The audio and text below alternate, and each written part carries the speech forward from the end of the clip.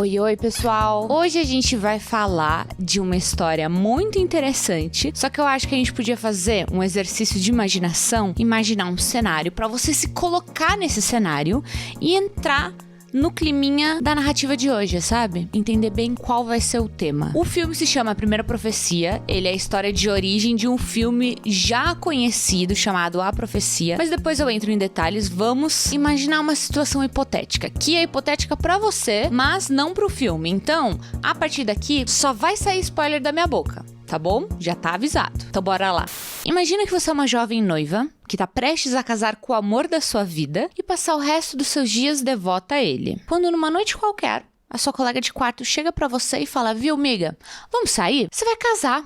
Vamos curtir hoje os perigos da noite. É agora ou nunca, entendeu? Ou você curte hoje ou não curte nunca mais. Porque depois do casamento, acabou a curtição. Não dá pra curtir casada nessa historinha aqui, entendeu? Então você topa, entra numa balada com a sua amiga, ela começa a dançar com os carinhas ali do lado, você fica meio abandonada, mas tudo bem. Do seu lado, tem um cara que você nunca viu antes.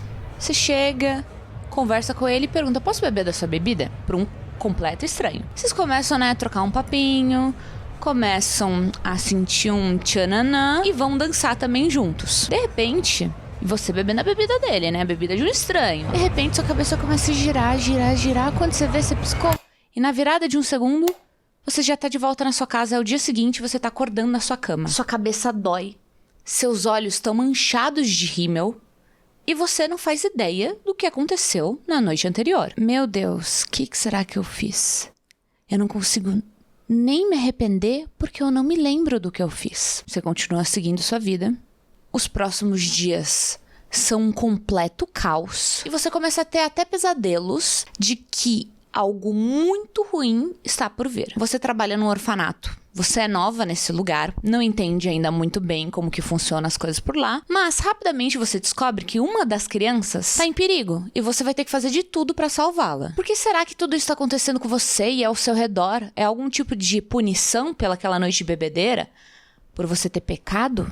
Bom, não pode ser, né? Porque a sua colega de quarto jura que nada aconteceu, que você não fez nada demais. Ela jura que ela te tirou dos braços daquele estranho, sabe? Pra garantir que você não traísse o verdadeiro amor da sua vida. E assim também garantido que você continuasse, sabe? Se guardando pro casamento. E obviamente você confia na sua colega de quarto. Ela sabe o que é melhor pra você. Vocês vão fazer parte da mesma família em breve. Afinal, vocês compartilham do mesmo noivo. Vocês vão casar com o mesmo senhor. Em alguns dias, vocês vão entrar juntinhas na igreja vestidas de branco para oficializar, de fato, essa união com o pai de todos os filhos, Deus. Pois é, você é uma freira. E agora vocês entendem por que elas tinham que curtir antes do casamento, né? Gente, só eu que não sabia que algumas freiras realmente casam com Deus. Tipo, entram de noivo e tudo na igreja. Eu sabia que elas viviam de castidade como um sinal de comprometimento com Deus. Só que eu achava que era mais um contrato verbal, sabe? Sei lá, uma promessa de dedinho. Ainda é uma promessa de dedinho, só que num dedinho diferente, né? Mas ainda é uma promessa de dedinho. Enfim, eu quis fazer essa brincadeirinha aí com vocês no começo, pra vocês sentirem o que eu senti quando eu tava assistindo A Primeira Profecia. E aí, do nada, as minas começam a entrar de noiva na igreja pra casar com Deus. Eu fiquei... A Primeira Profecia, como, né, a gente consegue perceber no nome, é sobre os acontecimentos que precedem a profecia, que em inglês é conhecido como The Omen. Um total de 3 filmes dessa saga, então tem a Profecia 1, 2 e 3. E em 2006 eles fizeram um remake do primeiro filme. Eu vou deixar pra explicar mais sobre a história original no final desse vídeo, porque eu fui assistir no cinema sem saber nada dos outros. Então eu acho que, pra quem não sabe também, pode ser uma experiência mais interessante no sentido de você ter mais surpresas, ter mais um mistério assim no ar, sabe? A única coisa que é meio óbvia é que vai dar ruim, não é? Porque se é um filme que precede um filme de terror, é porque a bosta aconteceu. Agora a gente vai entender qual que é a origem dessa bosta, sacaram? Considerando que tem religião e tem freira, eu já tava com a mentalidade que ia ter uma participação especial do diabo, do anticristo, então já vai esperando aparecer uns negócios meio mood 666, sabe? Outra coisa que é interessante saber é que o filme se passa nos anos 70, O original estreou em 76, então é um pouquinho antes disso. Agora, pra quem já conhece a profecia, também tem muito mistério e também tem umas surpresas aí no caminho, porque o negócio tá divino, sabe? Tá diabolicamente divino.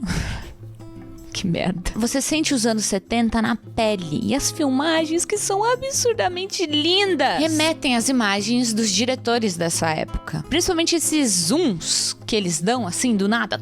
Parece que você foi completamente transportado pra Itália de 50 anos atrás. E tem Sônia Braga, hein? Eu tô bem empolgada pra recontar a história aqui pra vocês. E também tô muito animada pra saber o que mais vem por aí da diretora Akashi Stevenson, porque esse é o primeiro longa que ela dirigiu. Ela já trabalhou com TV e tudo mais, mas é o primeiro longa que ela dirigiu. E foi uma boa estreia, viu? O filme começa com um padre indo visitar outro. E ele tá caminhando assim na rua, só que um pouco antes de entrar na igreja, ele para bem na entrada assim e percebe que uns pedreiros estão subindo lá pro topo um vitral de santo. E aí a tela fica preta. Ouvimos a voz de um homem dizendo: "Eu disse pra você não procurar por mim." E o outro responde: "Por favor, padre." Uma portinha de confessionário se abre e uma linda luz entra e ilumina a cara do padre que a gente acompanhou até aqui. Agora ele estava dentro da igreja, dentro de um confessionário, conversando com um outro padre, que a gente não sabe quem é, porque ele está escondido lá dentro. Pra ficar mais fácil de entender, o padre que a gente não viu é um padre mais velho, e o padre que a gente viu é um padre mais novo. Vemos ele segurando uma foto bem pouco iluminada, não dá pra entender muito bem o que é, só que tem alguém com um bebê no colo. A gente só vê esse bebezinho. O padre que tá escondido diz: "Essa é a única prova que eu tenho do que eles fizeram com ela." Então o padre mais novo olha a foto. Que estranho. Essa bebê aqui tá parecendo bem humana. Então o padre mais velho continua: "Não se engane com as aparências, meu amigo. Essa bebê não foi concebida de maneira natural." Em seguida cortamos a cena e estamos de repente em outro lugar, em outra época, com uma freira mais velha tirando o roupão de uma freira mais nova. A gente entende o que está acontecendo porque a gente está ouvindo a narração do padre mais velho explicando o que está rolando. Ele diz que eles encontraram uma voluntária, uma mulher muito devota que aceitou deitar com o diabo. Estamos num quarto escuro. A jovem está deitada em um negócio de madeira. Colocam um pano preto no rosto dela e prendem bem com uma corda. Não só o seu pescoço está preso, como suas mãos e seus pés. Ela não tem pra onde fugir. A respiração dela começa a ficar muito acelerada. Ela tá claramente assustada. E muito provavelmente nem tinha noção de onde ela estava se metendo. Provavelmente ela não tinha noção do que ela se voluntariou. O padre conta que ele não vai entrar em muitos detalhes do que aconteceu naquela noite, apenas diz que foi rápido. E aí a gente vê imagens de uma perna usando uma meia calça preta, toda rasgada, e muito sangue caindo dessa perna, caindo no chão, caindo em tudo. E os dedos do pé dessa pessoa se contraindo de dor. O filme já começa com um soco na sua cara, né? Já deu pra perceber. Eu gosto muito quando os diretores escolhem mostrar a violência dessa maneira, sem mostrar muita coisa, porque dá pra você mostrar o mínimo possível, mas o que você decidiu colocar na tela é tão bem pensado que é forte e impactante sem ter que mostrar o ato violento em si, sabe? E, coincidentemente, toda vez que eu reparei que é assim, é uma diretora mulher. Eu gosto quando tratam desse tema de maneira sensível. E também, eu tenho a mentalidade de que, principalmente no terror, quanto menos você mostrar, melhor. Porque a imaginação humana é a coisa mais assustadora que tem. Se você conseguir criar tensão e não mostrar, vai funcionar. Assim que a gente vê essa cena dos pés cheio de sangue, cortamos pra foto da bebê. Agora já sabemos de onde ela veio. E o padre mais velho acaba seu discurso dizendo: agora ela deve estar na adolescência, eles só estão esperando ela ficar velho o suficiente. Velho o suficiente pra quê? O padre continua: eu não consigo fazer isso. E aí a voz dele vai ficando desesperada, meio com um choro. Eu não consigo mais fazer isso, eu não consigo mais fazer isso. A frase se mistura com a voz da mulher que tava presa na madeira. E ela também tá falando a mesma coisa: eu não consigo mais fazer isso, eu não consigo mais fazer isso. Ela suplica pra que a violência pare, mas ela é ignorada. Escutamos uns rosnados, como se um monstro, uma besta, estivesse lá naquele quarto com ela.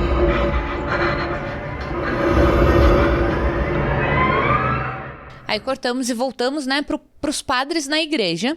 Um deles sai correndo do confessionário, o mais velho, e o mais novo sai correndo atrás. Fora da igreja, a gente consegue ver quem que era o padre escondido. O papai Lannister. Ih, quebra-clima, né? Comecei a pensar em Game of Thrones. Não tem como. Claro que um ator conhecido por alguma coisa tem que pegar outros papéis, né, continuar trabalhando. A pessoa não vai parar de trabalhar. Só que pra participações curtas, eu gosto mais quando eles colocam atores desconhecidos. Porque imagina, eles vão e colocam o Nicolas Cage pra fazer um papel curtinho. Você não vai ficar pensando no personagem. Você vai ficar pensando, olha, o Nicolas Cage. Até você parar de pensar, é o Nicolas Cage, a pessoa precisa estar no filme um tempo, sabe? Uma participação especial tem que ser com gente desconhecida, pra não atrapalhar o clima. Bom, aí os dois começam a conversar lá fora. Você, que estava prestando atenção no filme, lembra do vitral que estava, né, sendo pendurado. E se você não estava prestando atenção, não tem problema, eles vão e filmam lá de cima, né, mostrando os dois lá embaixo conversando e o vitral assim no cantinho da imagem. E a sua cabeça já começa.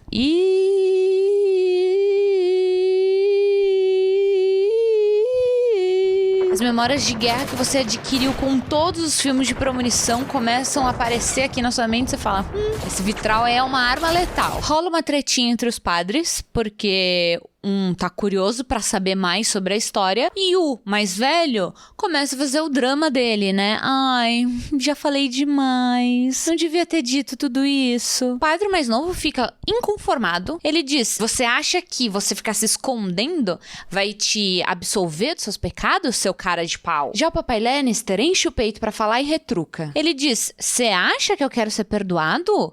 Eu não te contei tudo isso porque eu quero ser perdoado. Não é porque eu pequei uma vez que eu quero continuar pecando. Eu quero dar check-out. Quero dar check-out da vida. Eu vim, tomei meu álcool, tomei meu sol na piscina, fiz minhas escolhas duvidosas e agora chamo o gerente que eu quero fazer check-out.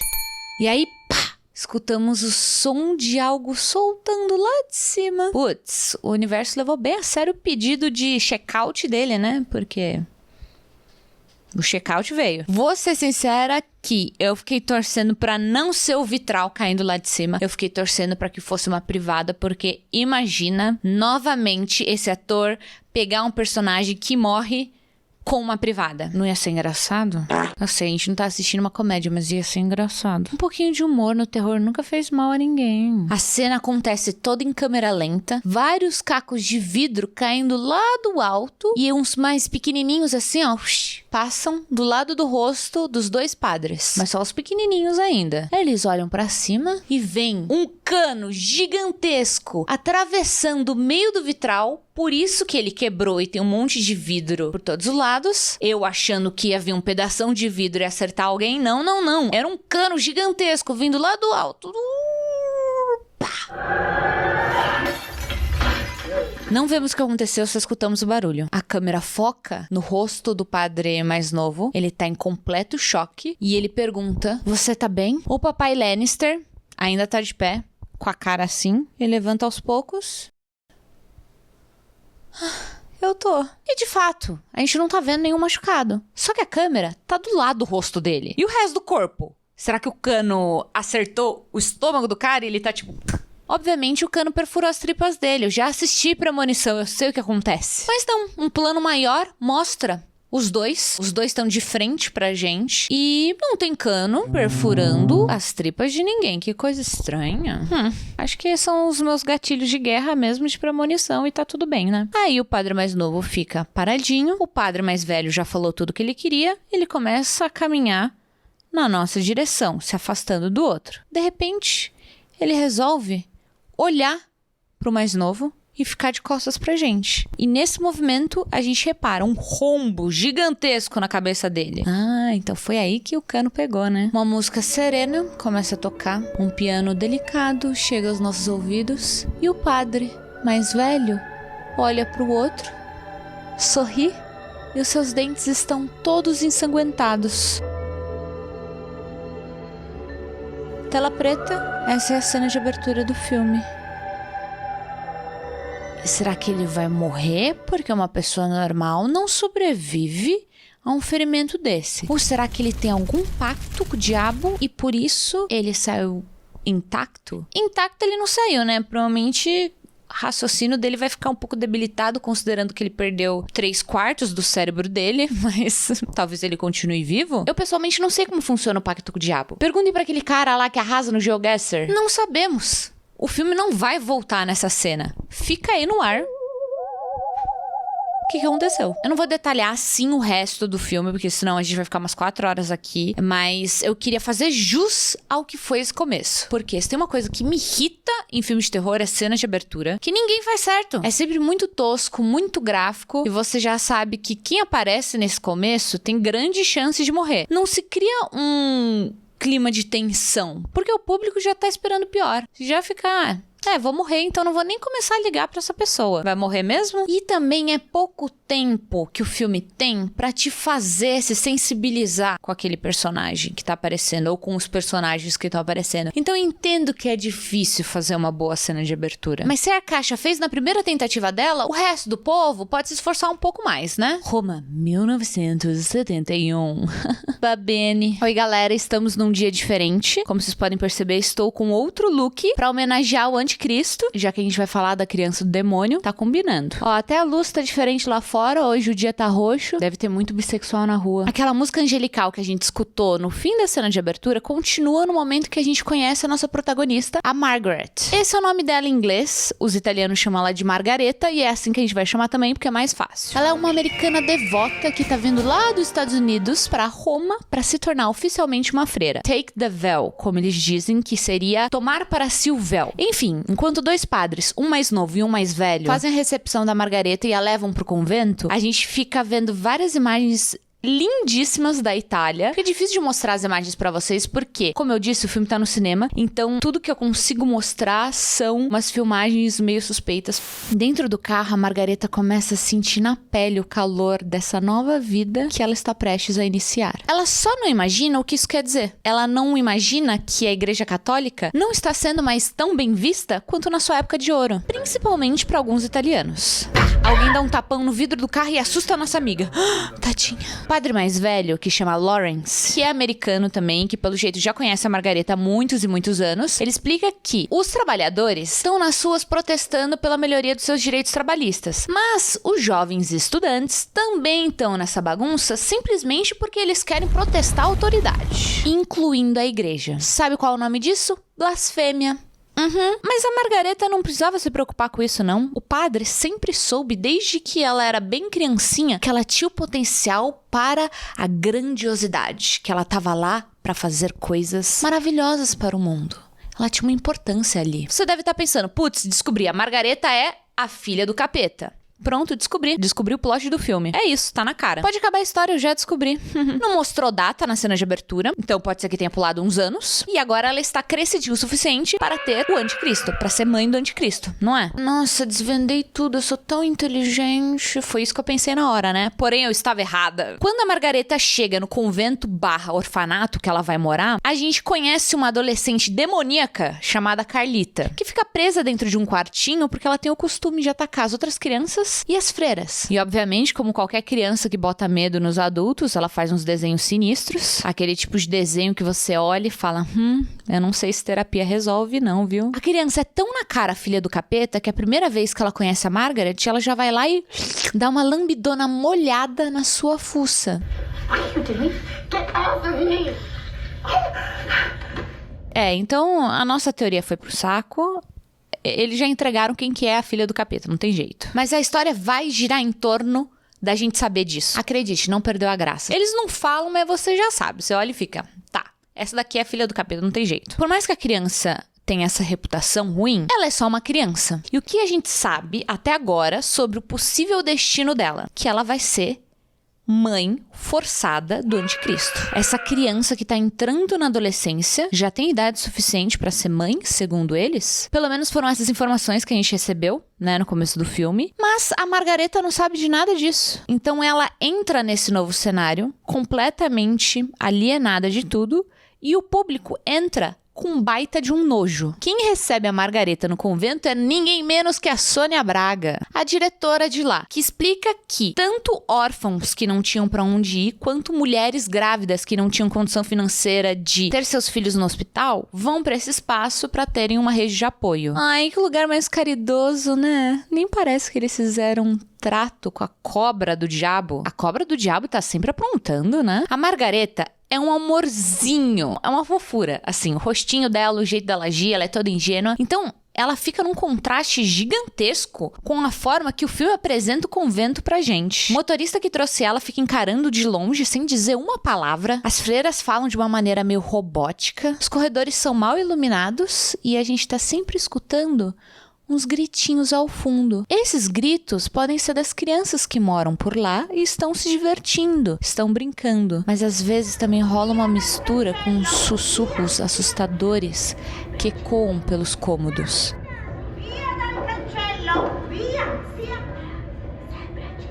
Fazendo lá a tour pelo convento, vemos no topo de uma escada a Angélica, uma jovem freira que encara a nossa protagonista como se ela já a odiasse antes mesmo de conhecê-la. A Sônia Braga explica que ela foi abandonada na porta do convento quando ela era apenas um bebezinho e que hoje ela é uma mulher muito devota, que adora cuidar das crianças, é a alegria das crianças, o motivo delas estarem sempre sorrindo. Aí a gente vê a imagem da fuça dessa mulher e compara com a descrição que a gente acabou de ouvir e fica aqui um contraste, né? Então esse é o rostinho que alegra a criançada? Imagina o rosto que assusta a criançada. Na sua primeira noite lá, a Margareta fecha a porta do seu quarto, onde ela dorme sozinha, se ajoelha no chão e começa a rezar. O espaço é bem pouco iluminado, apenas com a luz da lua que entra pela janela. Ela está rezando em voz alta, até que é interrompida por um som no corredor. Ela olha para a porta e dá pra ver pela fresta a sombra de alguém ali. Enquanto a Margareta olha aquela cena assustada, a gente escuta uma conversa que ela teve horas antes com a Sônia Braga, explicando que a Carlita, aquela adolescente violenta, às vezes precisa ser amarrada à força na cama quando ela tá tendo um episódio. Alguém tenta abrir a porta. Eles forçam a maçaneta, mas a porta não se abre porque a Margareta trancou. A imagem foca na janela aberta. Nós não vemos o que aconteceu.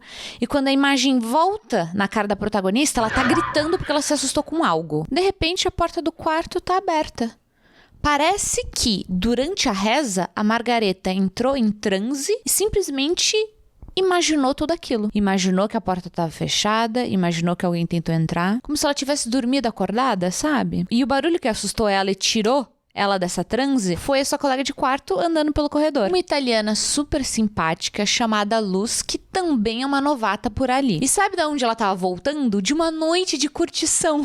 Tipo, uma freira saiu pra beber. É que ela ainda não é freira, né? Ela é muito mais descontraída do que o pessoal que mora lá, então ela parece ser mais normal e também parece não pertencer ao espaço, assim como a Margareta. Ela se apresenta, começa a papear, a Luz já vai de enxerida, abre a mala da Margareta, começa a mexer lá dentro, encontra uma calcinha gigantesca, começa a rodopiar, assim, no dedo. Falou, minha amiga, isso aqui é uma touca de cabelo? Diz que não é pro seu popô jovenzinho empinado não, né? Olha o tamanho disso aqui. Elas formam uma dupla bem fofinha da menina mais santinha e da menina mais arteira, sabe? Não combinam nem um pouco naquele ambiente assustador, porque elas são normais demais pra tá lá. A primeira coisa que eu pensei quando a Luz foi apresentada pra gente foi: se ela morrer, eu vou quebrar tudo. Bom, papo vem, papo vai, e elas compartilham entre si qual foi o motivo que cada uma teve pra se tornar freira. A Luz tinha 16 anos quando ela foi expulsa de casa. Na sua primeira noite, dormindo na rua e passando muito frio, ela não sabia o que fazer. Então, de repente, um vento quente atravessa o seu corpo e uma voz meio que invade a sua cabeça, dizendo o seguinte: não importa que você não tenha uma casa agora, porque o seu verdadeiro lar é comigo. E foi aí que a Luz finalmente sentiu que ela tinha um lugar na Terra, que ela pertencia. E foi aí que ela começou a se dedicar ao Senhor. Já a Margareta teve uma experiência diferente. Ela não tinha pais. Então, desde pequena, desde que ela nasceu, ela vivia num orfanato. E ela era uma criança muito encrenqueira, estava sempre de castigo. Quais eram as punições dela, vocês estão se perguntando? Bom, ela era sedada constantemente. Uma criança sedada constantemente por o quê? O que é que ela aprontava? Ela colocava prego no tênis dos amigos? Não, ela só tinha uma imaginação muito forte e estava sempre tendo visões assustadoras. Era isso que ela aprontava. Aí o padre que recebeu ela no aeroporto, sabe? Apareceu num orfanato um dia. Não entendi se era um orfanato religioso ou não, mas esse padre Lawrence apareceu lá e ajudou ela a entender que estava tudo na cabeça dela. Depois que ela entendeu isso, as visões sumiram. Foi aí que ela se interessou por se envolver com a igreja. Ela viu nesse caminho uma maneira de não ficar tão surtada, sabe? Porque ela achava que ela era surtada e que ela precisava focar energia em algo positivo para melhorar aqui dentro. Nos próximos dias a gente vê a Margareta se adaptando à sua nova vida, interagindo com as crianças, aprendendo italiano. E a menina problema, a Carlita, também estava sempre presente, junto lá com as crianças. Só que ela não ficava junto mesmo. Ela estava sempre num cantinho, quieta, escondida, se escondendo atrás dos próprios cabelos, toda contraída. Mas em vez de olhar para Carlita com desconfiança, como todo mundo fazia, a Margareta olhava para ela com empatia. Porque ela também já foi a criança que assustava todo mundo. Depois ela vai dar um rolezinho por Roma e o padre do começo, o padre Brennan, é bom saber o nome dele agora porque ele vai ser importante, surge do nada para alertar ela do seguinte: viu, amiga, vem cá.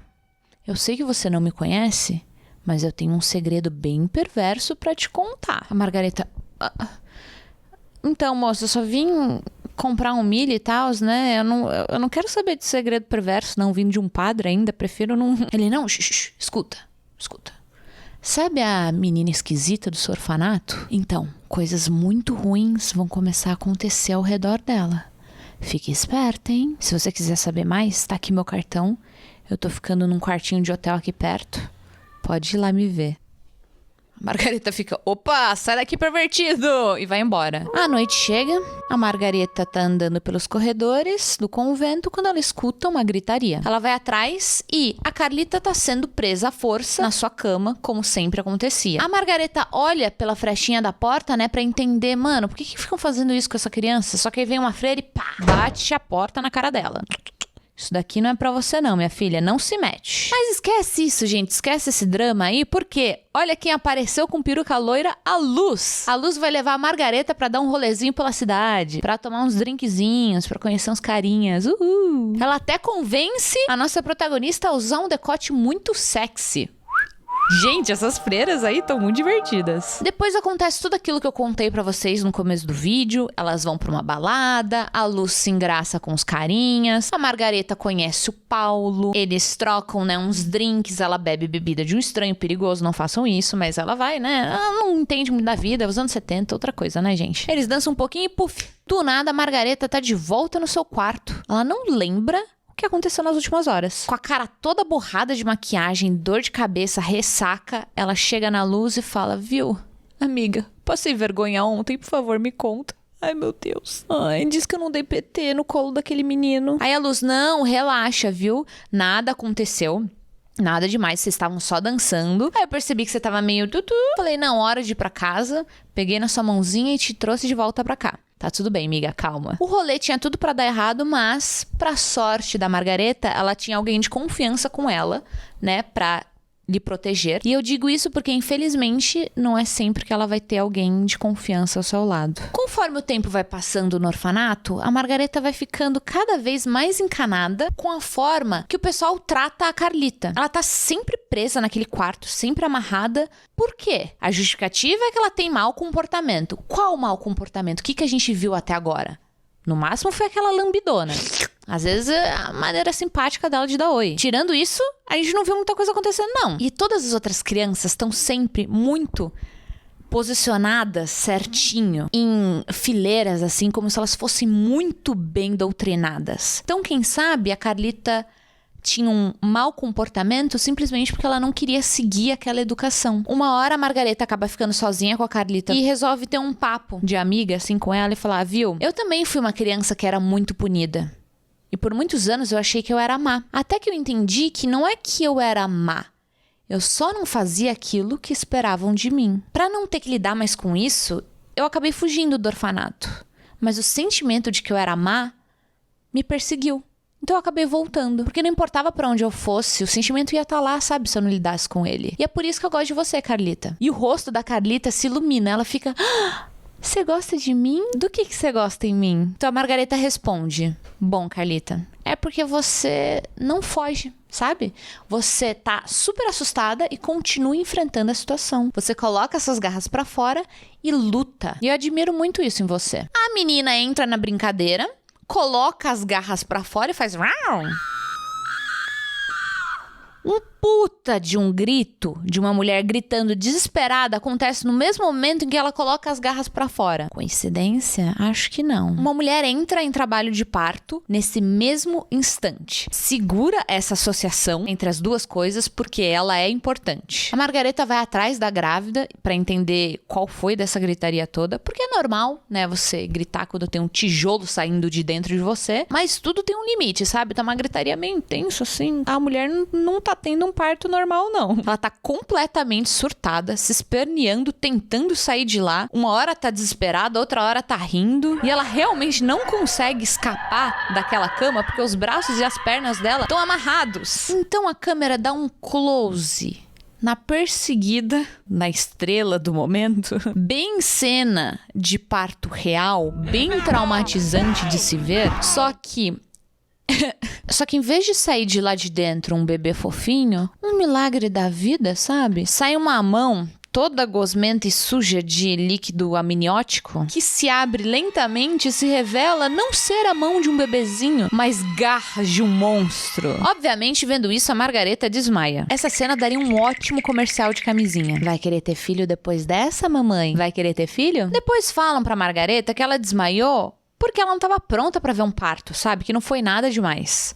Provavelmente as garras eram mais coisa da imaginação dela, sabe? Ui, tão louquinha, tá sempre imaginando coisa. Então vamos avaliar aqui as reais intenções da Carlita. Porque lembra que eu falei que teve uma associação entre as garras e aí o barulho do parto? Eu não acho que foi à toa. Será que ela é realmente uma criança inocente ou não? Talvez essa conexão que eles fizeram entre ela e o parto de um demônio tenha sido meio que uma premonição do próprio destino da menina. Tipo, daqui a pouco vai ser ela que vai parir um monstro. Ou pode ser que essa conexão seja simplesmente porque ela nasceu má e ela é má. Então ela coloca as garras pra fora e rola alguma maldade, entenderam? Talvez ela tenha se tocado da bondade da Margareta e tá usando o que elas têm em comum pra manipular ela, pra criar uma afinidade entre as duas. Então assim, o fato é que quando ela colocou as garras pra fora, um monstro nasceu. Associar essas duas coisas foi intencional. Agora, se é porque a Carlita é boa ou porque ela é má, você só vai descobrir no final. Eu, pessoalmente, tava chutando que ela era boazinha porque eu costumo ter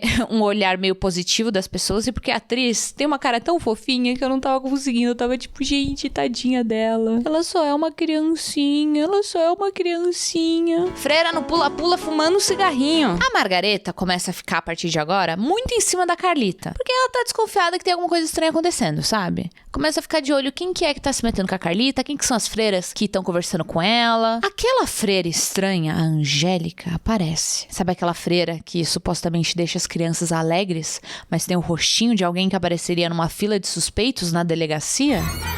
Ela deixa essas crianças felizes, sabe por quê? Porque ela tá sempre distribuindo bala pra elas. Aquela fila de suspeitos era de suspeitos de tráfico. É desse tipo de bala que eu tô me referindo. Então ela faz um carinho bem assustador, assim, ó, na bochecha da Carlita, bem devagar, assim, ó. E cochicha algo bem baixinho no seu ouvido. Esse encosto tá querendo corromper a nossa criança, mas a Margareta não vai deixar. Ela atrapalha a conversinha entre elas, fica... E aí? O que é que vocês estão fofocando? Posso saber? Só que em vez de levar uma bronca da outra freira, em vez de levar um sai daqui, sua enxerida, ela recebe um beijo na boca. Alerta romance.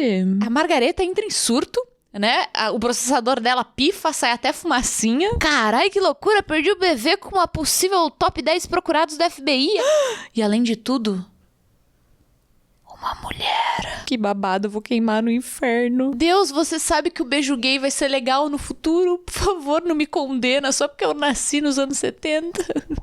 Quando ela finalmente volta a si, ela ainda tá meio tipo... O que foi que aconteceu? Aí ela tenta disfarçar, chama a Carlita pra dançar com umas outras criancinhas que estavam de maneira bem sinistra, dançando num círculo. Tudo que acontece aqui é sinistro, né? Mas enfim, ela tenta disfarçar que ela não tá, assim, super...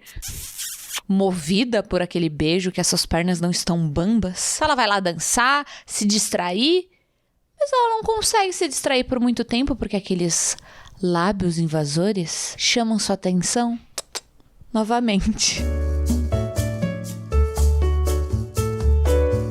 Essa cena aqui é assustadora, porque a maluca aparece no segundo andar e lá de cima ela fica olhando as criancinhas, molhada da cabeça aos pés, sabe do quê? De gasolina. O rosto dela vai ficando cada vez mais maníaco, ela começa a rir do nada e dá oizinho pro pessoal que veio observar a cena preocupada. Ô amigos, calma, não tem nada aqui pra olhar não. Apenas uma menina e seu fósforo, tacando fogo em si mesma, pulando daqui de cima com uma corda no pescoço, com o seu caindo tão violentamente que ele quebra uma janela. A mulher que descolore a sobrancelha é um ser muito curioso, porque você nunca sabe se ela vai ser uma mãe de plantas ou se ela vai sugar sua alma.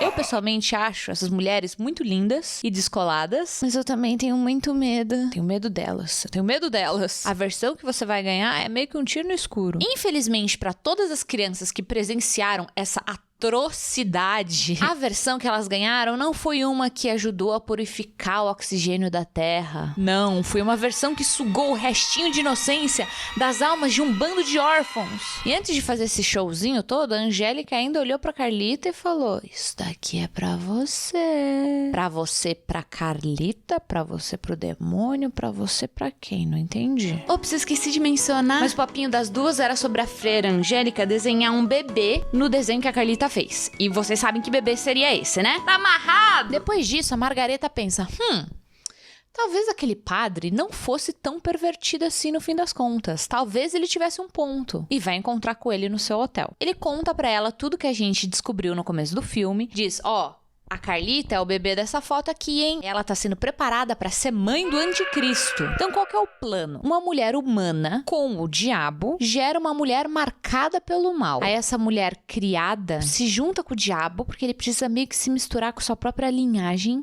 E aí, se nascer homem, vai ser o anticristo. Se as informações do padre estão corretas, a Carlita nasceu no dia 6 de junho às 6 da manhã. E é fácil provar isso se a Margareta entrar no escritório do convento, roubar os documentos da Carlita e confirmar se ela realmente nasceu nessa data específica, nesse horário específico. Outra prova de que a Carlita seria esse bebê da foto seria que ela tem que ter o 666 meio que escondido aqui na cabeça, escondido pelo cabelo, porque a bebezinha tem essa marca aqui, então, se for a Carlita, ela tem essa marca aqui também. Essa cena tá mais iluminada, então quando a gente vê a foto da bebezinha, a gente consegue reconhecer quem que é que tava segurando ela. A freira Sônia Braga. Também tem uma colinha na parte de trás da imagem, como se essa foto tivesse sido arrancada de algum lugar, de algum documento. Mas, gente, pera. Pra que tudo isso? Se a igreja luta contra o diabo, por que a igreja tá fazendo uma parceria com o diabo? Não faz sentido. Bom, aqui o padre faz a seguinte pergunta pra nossa protagonista. Do que a igreja tem mais medo? A Margareta responde, do diabo. E ele, a igreja tem medo do secularismo. Olha só a geração, a rebelião, as manifestações na rua. Você tá vendo com seus próprios olhos o movimento que tá acontecendo lá fora. As pessoas estão se afastando da igreja. E você sabe muito bem, Margareta, que a crença anda junto com o poder. E uma instituição que teve poder nas mãos por milhares de anos não pode deixar ele escapar agora. Mas como você controla as pessoas que não acreditam mais? Que não acreditam nas suas histórias, que não acreditam nas suas leis. Como você controla pessoas que não estão com medo? Você cria algo para se temer. Que negócio bom, cara, que negócio bom. E aí vem o slogan maneiríssimo do filme. Crie algo para se temer. Apesar de tudo, o Padre Brennan continua com a sua fé intacta porque ele salienta que esse plano diabólico é de um grupo bem pequeno da igreja, mas um grupo com muita influência. É uma história de ficção, claro. Será? É uma história de ficção, vamos concordar que é uma história de ficção, mas o filme também está trazendo uma crítica. Só que ele não está condenando a Igreja Católica por completo. Ele está criticando uma porcentagem dela que é muito maldosa e que, por ter poder, pode ser muito perigosa também. A reflexão é sobre essa manipulação do medo para controlar as pessoas, entendeu? O padre insiste pra Margareta que a Carlita provavelmente já tá grávida e que o pessoal, né, do convento vai fazer de tudo pra esse bebê acontecer. Ou seja, eles precisam implantar uma missão de sabotagem. Esse bebê aí não pode acontecer. A gente não vai poder deixar. Começar a operação cabide de roupa. Já a nossa protagonista fica, meu Deus do céu, de onde você tirou isso, padre? É só uma criança, é óbvio que a criança não tá... É óbvio que a criança não tá grávida, que papo torto. Enfim, vou vazar daqui, tchau. No dia seguinte, o pessoal todo do convento vai fazer um passeio por um museu. Uhul! Tour entre freiras e órfãos, Eurotrip, ninguém mais tá pensando naquela conversa de anticristo. Ufa! Seguimos em frente já, pessoal. Hoje é dia de tirar selfie com uma pintura do Caravaggio. Que seguir em frente o quê? A Margareta não descansa não, viu? Apitou o alerta dela e ela tá extremamente preocupada com a Carlita. Ela tira a criança de canto assim e fala, viu? Tão te machucando? Pode me contar, porque agora eu vou ficar em cima de você que nem o guarda-costas da Beyoncé. A Carlita admite que realmente tem umas coisas meio horríveis acontecendo com ela, mas todo mundo diz que são visões e aí ela fica meio confusa. Aí a protagonista recebe essa informação e fala, quem nunca, né? Quem nunca? O que eu aprendi com meus anos de experiência é que é tudo imaginação mesmo, tá? Esse sofrimento todo que você tá passando é você mentindo pra você mesmo, entendeu? Margareta, você é fã ou hater? Então a Carlita fica muito chateada. Ela acabou de se abrir e ainda tomou essa. Ela vaza de lá gritando, eu não sou mentirosa! E se esconde pelo museu. A câmera acompanhando a Margareta indo atrás da criança dá um nervoso, porque a gente passa por uns turistas, por umas pinturas, e demora um tempo pra gente finalmente achar a Carlita em um outro cômodo. Ela tá sentada num cantinho, encolhida, soltando uns sons. Ela tá chorando ou ela tá rindo? A Margareta se aproxima e percebe alguém escondido atrás da estátua. Uma mão surge e toca nas costas da criança. E a gente já viu esse toque antes.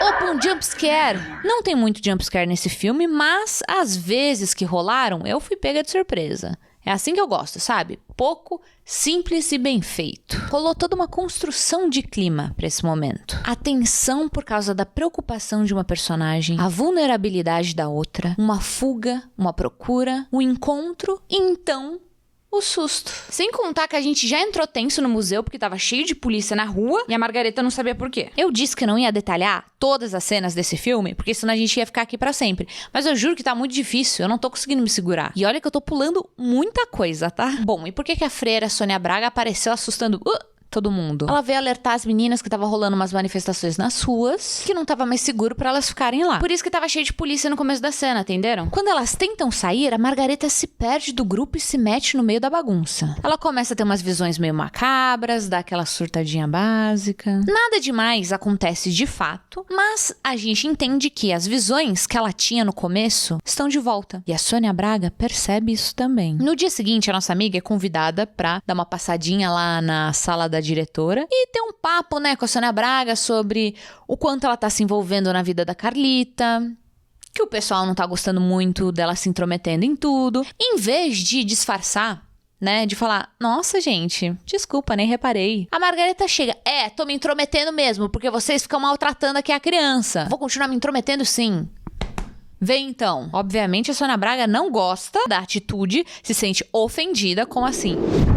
Você é novata aqui e tá me peitando? Você tá me peitando, vai peitar? E aí, além de proibir que a Margareta interaja com a Carlita a partir de agora, ela também diz pra ela, viu, você não tá pronta pra virar a freira não. Por enquanto, você não vai poder casar com Deus. Não vai poder casar com Deus. A Margareta não foi expulsa, tá? Ela só não vai poder casar mais. Calma, ela tem o potencial de virar freira. Margareta, recém-solteira, resolve dar um rolê pela cidade e encontra o seu antigo crush, o Paulo, o carinha da balada. Ela tenta dar oi, mas ele foge. Achei que tinha rolado um climinha entre eles, né? E agora que ela tá solteira. Mas enfim, ela tenta dar oi de novo e ele continua fugindo. Ela vai atrás. Aí ele começa a andar mais rápido. A Margareta grita tanto pelo moço que ele resolve parar no meio da rua e falar: me deixa em paz, mulher, pelo amor de Deus, me deixa em paz. Ele repete: desculpa, eu não sabia.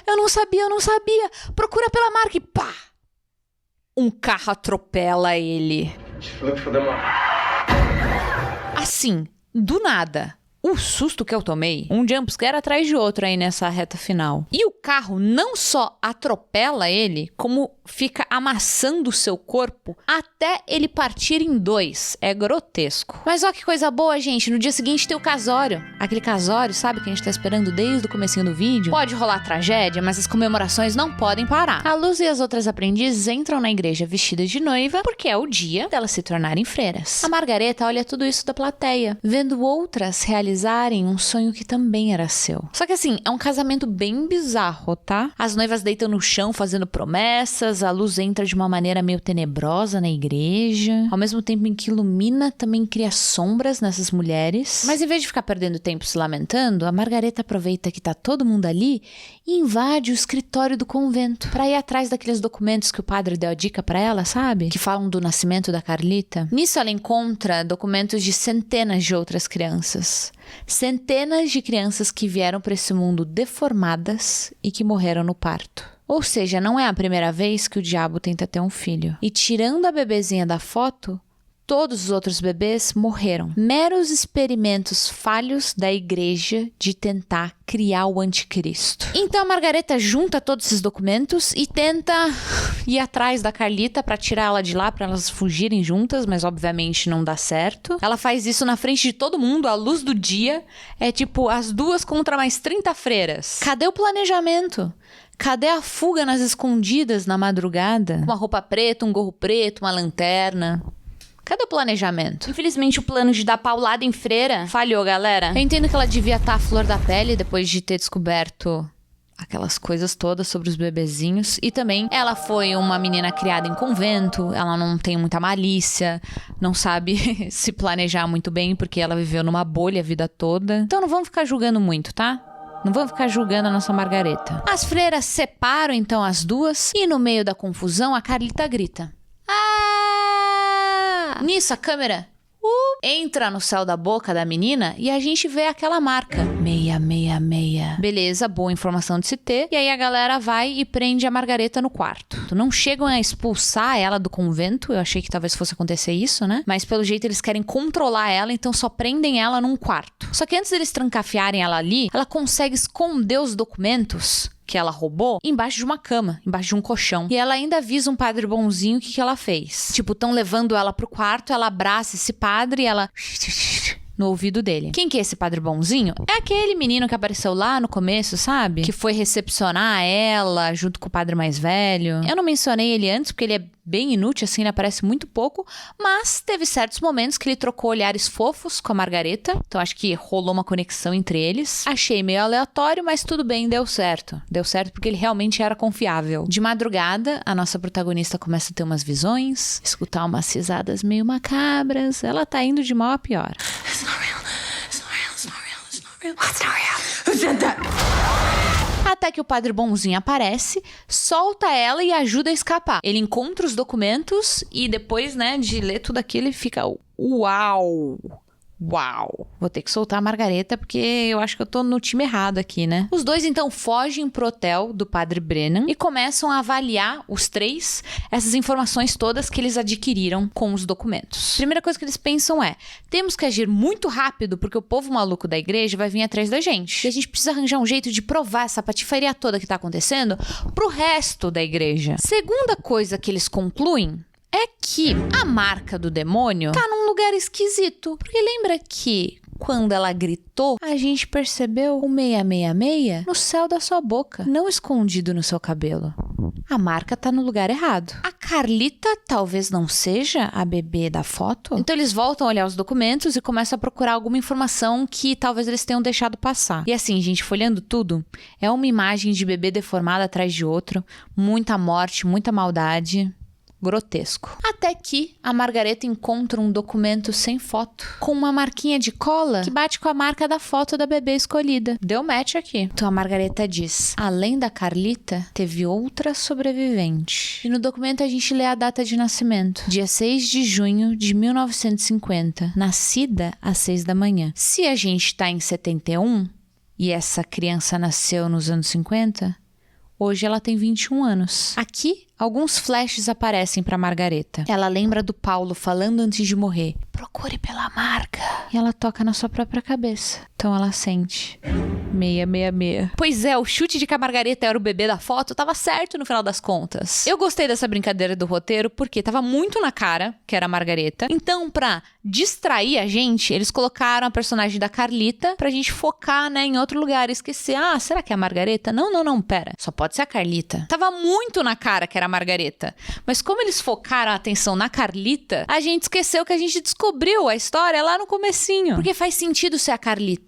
Eles também têm intenções perversas com ela. Ela foi criada pra isso. Só que como ela é muito nova, o padre acha que a igreja resolveu não arriscar, sabe? Muito nova, pode dar errado. Era mais garantido trazer a sobrevivente lá dos Estados Unidos do que arriscar com uma criança. Então a Margareta continua tendo flashes, só que dessa vez do dia da balada. Ela lembra que ela foi drogada, que ela foi levada pra um quarto escuro, que ela foi forçada a participar de um ritual satânico e que ela foi forçada a engravidar. Obviamente, ela fica completamente abalada com isso. Todo mundo lá, os outros dois padres, também ficam revoltadíssimos porque a história, que já era absurda, ficou ainda mais absurda, mas eles não têm muito tempo para ficar pensando sobre isso. Sabe que dia que é? Sabe que dia que é hoje? Sabe que dia que eles se tocam disso? Dia 5 de junho.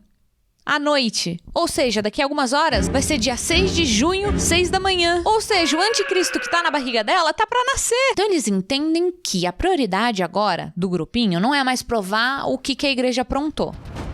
Agora a prioridade é outra. Missão sabotagem, lembra, gente? Se eu estivesse lá, só pra garantir que a gente fosse eficiente, que a gente fosse mais rápido, eu ia chegar no padre e falar: viu, sabe aquele armário ali? Abre a porta dele. Tira um casaco lá de dentro, apoia o casaco no sofá. O que sobrou na sua mão? Apenas um cabide é capaz de matar o anticristo. Mas como a galera quer garantir que a Margareta sobreviva, né? Eles resolvem colocá-la num carro e levar para um hospital para tentar fazer isso de uma maneira mais segura. Olha lá eles passando na rua aqui de casa. E ela lá no carro já começa a ficar grávida. E a missão sabotagem dá certo? Claro que não, né? Um carro aparece do nada na estrada, bate neles, causa um acidente. É a turminha do culto. Agora, como que eles sabiam onde nossos amigos estavam? A minha teoria é de que o diabo tem aqueles aplicativos de rastreio seu filho, sabe? Os padres, eu não sei o que aconteceu com eles, mas a Margareta consegue sair do carro que tá capotado. Ela sai toda, tipo, machucada, toda zoada, já se tremendo como se ela tivesse sido possuída pelo espírito do mal. Já tá começando o parto. Eita! Eita, o bebê tá vindo. Gente, juro, essa atriz, guardem esse nome, New Tiger Free. Eu já tinha visto ela em Severance. Ela é sensacional. Ela consegue fazer ao mesmo tempo tanto o papel da boazinha inocente quanto da demoníaca assustadora. E aí você fica toda confusa assistindo o espetáculo. Thriller. Bom, então o culto rapta a Margaret enquanto ela tá tendo as convulsões dela e levam ela pra um depósito abandonado pra completar o ritual. A freira Sônia Braga tá lá, o padre Lawrence, que é aquele padre que acompanha ela desde criança, tá lá também, e ele ainda tem a cara de pau de falar que o bebê forçado da Margareta vai redimir a igreja, que vai fazer o povo voltar pra Deus. Eu queria ver, nesse momento, a cara de Deus, escondendo o rosto assim de vergonha, sabe? Não é comigo. Opa! Que isso? Não é comigo, não. Oh, não me mete nisso aí, não, hein? Eu não pedi nada disso aí, não, hein? Ai, que vergonha. O que eu tenho a ver com isso aqui? Por que vocês estão me metendo nisso? O padre dá a entender que as visões que a Margareta tinha era Deus falando com ela. Não sei, eu fico com a sensação de que era o diabo falando com ela. Mas eles gostam de inventar, né, que era Deus. Porque eles sempre falam de uma voz falando com você.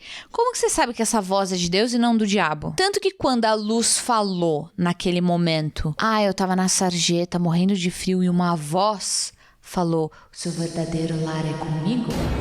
Quem disse que foi Deus? Quem disse que não foi o diabo? Nossa, esse vídeo tá tão longo que eu tô ficando descabelada. Isso aqui é uma Maria Chiquinha? Isso aqui é um rabo. É um rabo que virou uma Maria Chiquinha.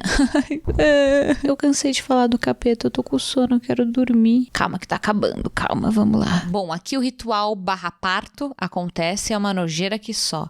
Corta a barriga, voa sangue, tira um bebê, depois tira o outro bebê, depois costura tudo e a Margareta vira uma boneca remendada. Pera. Eu ouvi que são 2 bebês? São gêmeos demoníacos? Sim. Um menino e uma menina. A menina se separa e joga no lixo que não serve. Agora o menino, esse promete. A galera levanta o menino no ar, como se ele fosse o Simba, e começa a gritar: é anticristo!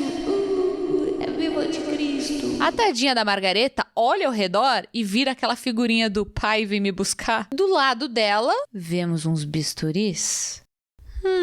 Na falta de um cabide. Então a Margareta, desesperada, fala pro povo: gente, no fundo eu sei que eu sou mãe, tá bom? Eu já aceitei a situação, sei que vocês vão levar ele embora, mas deixa eu dar oi pro meu filho. Deixa eu pegar meu filho no colo e falar: oi, bebezinho. Oi, filhinho do capeta. Só um tchauzinho antes de vocês levarem embora, por favor. A freira Sônia Braga até se emociona com esse discurso todo. Ela fica: ai, o poder da maternidade. Gente, não é que a freira foi cabaça, tá? É que essa atriz da Margareta é realmente muito boa. Se eu não tivesse sacado a olhadinha nos bisturis, eu também ia achar que ela tinha intenções boas. Então a Sônia Braga chega com o anticristo no colo. Que frase estranha de falar. Entrega ele pra Margareta e diz: é importante para um bebê criar um vínculo com a sua mãe. Principalmente nesse começo. Aí ela dá um carinho assim no rosto da Margareta. Você foi tão bem, minha criança. A Sônia Braga é a avó do anticristo. Sim, a Sônia Braga é mãe da Margareta. Tem muita informação aí nesse final, tô ficando meio maluca. Ou se é o fato que já tá tarde e eu tô com sono e eu tô falando dessa história pirada já há algumas horas. Eu não tô aguentando mais essa loucura, chega. Então a freira sai de cena, mas quem volta é o padre Lawrence. Ele chega perto da Margareta, também faz um carinho na bochecha dela. Chega de carinho na bochecha! Coisa chata, chega. Teve tanto carinho na bochecha vindo de gente má nesse filme, que uma coisa que era pra ser fofa tá virando um trauma. Enfim, ele faz o carinho na bochecha nela. E a cara da nossa amiga é de alguém que passou os últimos meses numa trincheira. Ela tá suando, ela tá pálida, ela tá cansada. Ela tá com os olhos vermelhos de raiva. Então o padre faz um carinho na sua testa e fala: Margareta, Deus tá tão orgulhoso de você? Você não consegue ouvir a voz dele te dizendo isso? E ela responde: não. A única voz que eu escuto é a minha própria. Bisturi no pescoço do padre. Sangue por todo canto.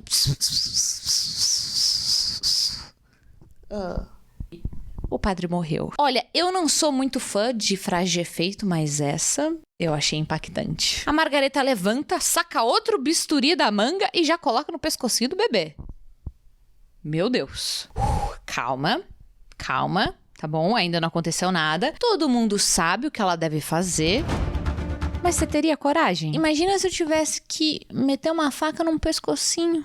Desculpa, gente, pode dar boas-vindas ao anticristo, porque eu não consigo. E ainda é o seu filho no seu colo. Como que a Margareta vai conseguir fazer isso? Ela não consegue. Obviamente ela não consegue. Então a freira, a Sônia Braga, vai pra cima da Margareta. Elas ficam puxando o bebê como se estivesse num cabo de guerra, assim.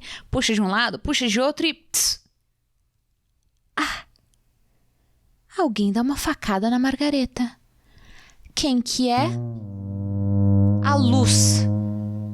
A Luz, aquela amiga que a gente confiava, que prometeu ter garantido a segurança da Margareta na balada. Foi ela que ajudou na primeira violência contra a protagonista e agora é ela que dá o último golpe. Essa foi a traição mais macabra de todas. Eu tô saindo daqui com o coração partido. Nessa bagunça toda, caiu tipo um candelabro no chão e o lugar começou a pegar fogo. As freiras vazam de lá e deixam a Margareta e sua bebezinha pra morrer. É, porque a irmã gêmea do anticristo não foi literalmente jogada no lixo, mas ninguém se importou de salvar ela do incêndio. Calma, galera, nem tudo está perdido. Sabe quem tava escondidinha, no cantinho ali, só esperando o momento certo de agir? A Carlita! Uhul, Carlita. Ela era boazinha mesmo, gente. Ô, coisa boa. Depois que o pessoal vaza, a Carlita vai atrás da Margareta e da bebezinha e salva elas, ajuda elas a escapar de lá. E no meio disso tudo tem umas imagens bem bonitas em câmera lenta, assim, do fogo, de tudo pegando fogo. A Margareta olha assim pro canto, rola até uma participação especial do diabo. Mas elas escapam, tá? Tá tudo bem, tá tudo bem. Não entendi se o diabo queimou ou não. Ou se, tipo, ele só tava... Tô em casa, né? Tá tudo pegando fogo, tô em casa. Não entendi se ele tava sofrendo ou se ele tava comemorando. Cortamos pro pessoal do culto indo entregar o anticristo para um diplomata americano muito importante chamado Robert Thorne, substituindo o bebê que sua esposa tinha supostamente perdido no parto. E é aqui que começa a história do Damien, o menino que atazana a vida de todo mundo na profecia 1, 2 e 3. Então foi assim que rolou a origem dele. A origem do mal, a origem do anticristo. O filme então acaba basicamente aqui. Na cena final, vemos a Margareta viva, coisa boa, isolada em uma fazenda com a sua filha já crescidinha e a Carlita junto. Uma família meio disfuncional, mas elas estão fazendo dar certo. Elas estão jantando, sorrindo, vivendo a vidinha delas quando... alguém bate na porta. A Margareta sai com uma espingarda na mão, pronta pra atacar o terror. Mas olha quem era, o Padre Brennan. Pelo jeito ele sobreviveu ao acidente. Ele pede desculpa por ter aparecido por lá, que a intenção dele era deixar a Margareta e a família dela em paz. Mas os contatos dele na igreja fofocaram que o culto satânico tá sabendo que elas sobreviveram. E pior, estão sabendo que a irmã gêmea do anticristo sobreviveu. E não era pra ela ter sobrevivido. Ou seja, alguém vai ter que dar um pulinho ali pra resolver essa questão. Então o padre tá lá só pra alertar as meninas, sabe? Ó, meninas, vocês se fuderam. Só que antes de ir embora, ele chega pra Margareta e fala: viu, seu filho tem um nome. Ele se chama Damien. Tela preta! Eita, impactante, vai! Eu gostei desse filme. E agora eles também abriram as portas, né, pra outras continuações, pra talvez acompanhar essa irmã gêmea do anticristo. Bom, o filme em si acabou, mas vou explicar pra vocês rapidinho, só um resuminho breve da saga pra vocês entenderem melhor a história. O primeiro filme mostra a família que adotou o Damien sofrendo as consequências de ter ele por perto. A mãe adotou sem saber, aliás. E aí um monte de morte começa a acontecer ao redor deles. O resto da saga é acompanhando o Damien, e no terceiro filme ele tá adulto até e tudo mais. Não vou contar muito pra não ser spoiler também, mas basicamente é isso. O anticristo causando, essa é a historinha. É isso, esse foi o filme A Primeira Profecia. Eu recomendo que vocês... Isso daqui é uma gatinha carente, porque já deu a hora de dormir. E a mamãe dela ainda tá falando. Eu sei, filha, eu já vou pra cama, calma. Enfim, eu recomendo que vocês assistam A Primeira Profecia, porque as imagens são muito legais, a atenção é muito bem construída. Eu acho que foi uma estreia muito boa pra essa diretora. Não é um filme uou, que vai revolucionar o cinema, mas... é uma experiência muito divertida. Filme de origem do mal, filme de freira, já é um negócio que tá saturado, né? Então eu fui com a expectativa baixa e acabei me impressionando. Eu espero que eu tenha feito jus a esse filme. Eu sei que eu não consegui descrever ele só com as minhas palavras, mas eu fiz o que eu pude. É o filho do capeta!